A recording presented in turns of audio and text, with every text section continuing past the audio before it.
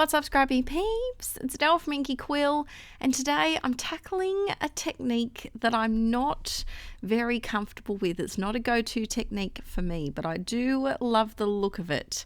So I'm over on the Coco Vanilla Studio blog today, and the theme for the DT projects for these next few days is so good, adding stitched elements to our layouts. Now, I absolutely adore looking at layouts that include stitching. There's some very talented scrapbookers out there that do these beautifully elaborate stitched elements and cut files in their projects. I have the patience of a fly or a toddler, not a lot, and I really struggle to include stitched elements in my pages. My sewing machine's currently broken, and so I had to figure out how I was going to tackle this sewing theme. So I decided to hand stitch a couple of little hearts that you'll see over there on the left hand side of the screen, and I will admit it was quite therapeutic to just poke the holes and just mindlessly stitch them. It did take a long time, so I did it off camera, but it was a fun way to include a current trend into my pages without the need of a sewing machine. So if you also like the look of stitched pieces but you don't have the supplies and the tools to be able to do so, I just got a very cheap roll of thread and a needle from $2 shop, and I managed to make it work, I hope.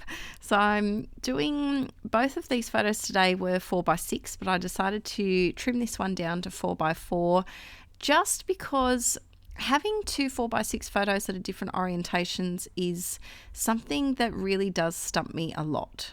So I matted both of my photos onto white tissue paper to make them link together and look like they belong together. And now I'm doing a really simple, I guess you could say it's mixed media, but I'm not mixing any media. It's just some paint in the background, but it's a really easy technique if you are interested in the mixed media look but don't really know where to start or how to do it. This is very simple. I'm borrowing this technique from my friend, the beautiful Lauren Hender. I'll put the links to her Instagram and to her YouTube channel down below. She did this layout, and when we both taught at the Brisbane Scrapbooking and Papercraft Expo, it's just stayed in my mind because it was so effective and it just made an impact on me. And she used these big wide black and white stripes in the back of her layout, and I can't get enough of those big painty stripes. So thanks, Lauren, for your beautiful inspiration.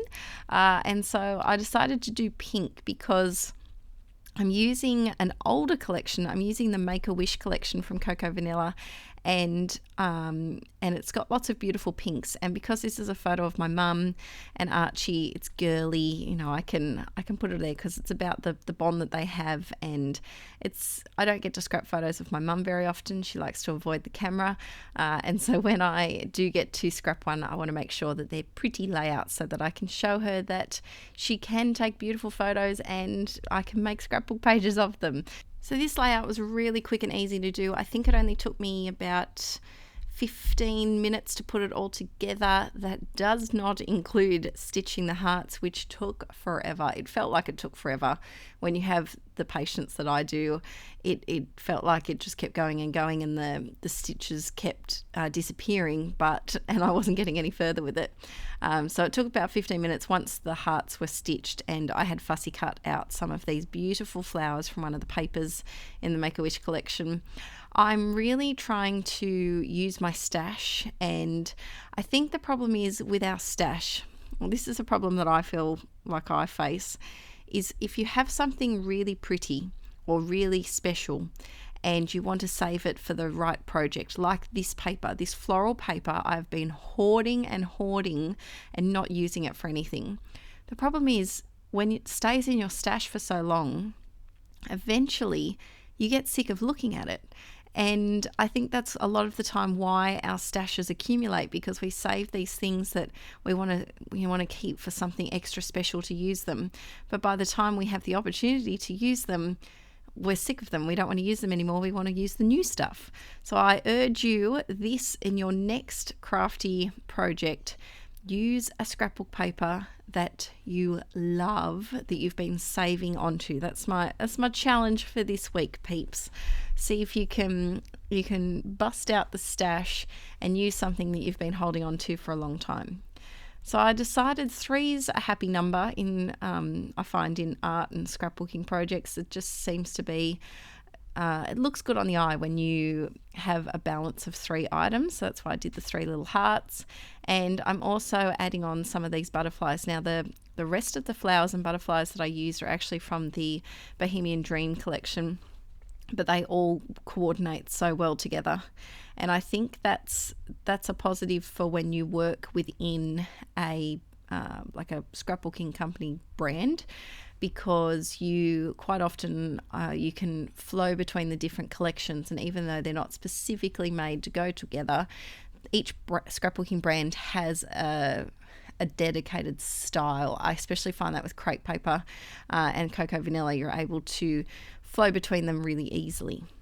So then I was looking at the chipboard to see what I wanted to use, and I was going to use these stars, but then it was just starting to look like too many things, because I had the butterflies, I had the hearts, I had the flowers, and to include stars as well, I think it would have been too much. I then was thinking about my title, and originally I was going to do some black brush lettering for my title, but then I found this little chipboard piece that said "Hello Beautiful," and I thought that worked out really well. Actually, I filmed this video yesterday and another cocoa vanilla one, and they're both called "Hello Beautiful" because of the chipboard pieces. So I'll have to make sure I have a way to differentiate the two of them. I just realized that then. Then I'm going through the puffy stickers. Now I should add, this collection, Make-A-Wish, is birthday themed. It's designed to celebrate birthdays and parties, and it's got a lot of candles and cakes and celebratory phrases. But as within any themed collection, you can always work your magic and kind of avoid the themey items if you are scrapping a photo that doesn't work within that subject. So obviously these photos aren't birthday or party related, but I was able to pick items from the collection that suited what I wanted to do.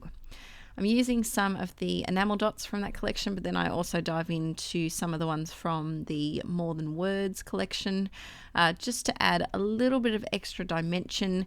It was starting to look very, very papery.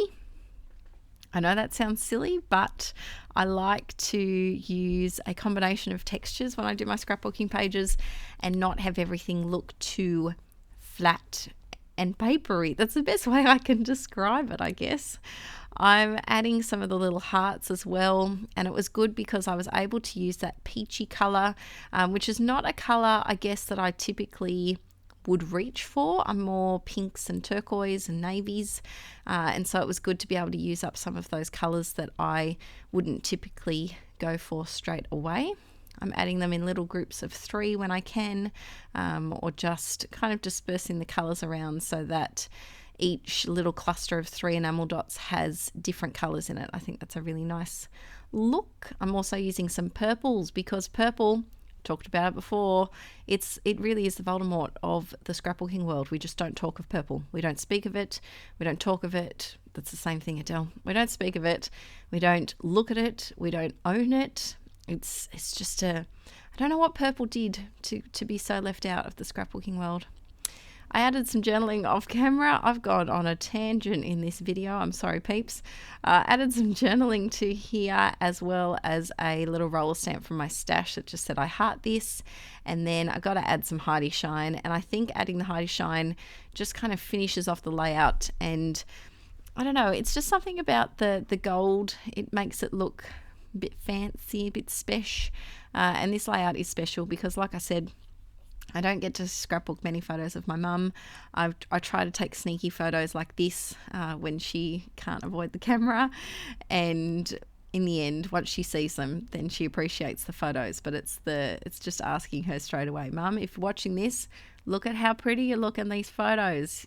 Take more photos. All right, guys, I'm going to head off now and I think have a little bit of a cup of tea because my brain has stopped working and this voiceover went to places that I wasn't expecting. All right, guys, I hope you have a lovely day and I hope you might see some stitching one day in another layer. We'll see how we go. All right, guys, see you in the next video. Bye.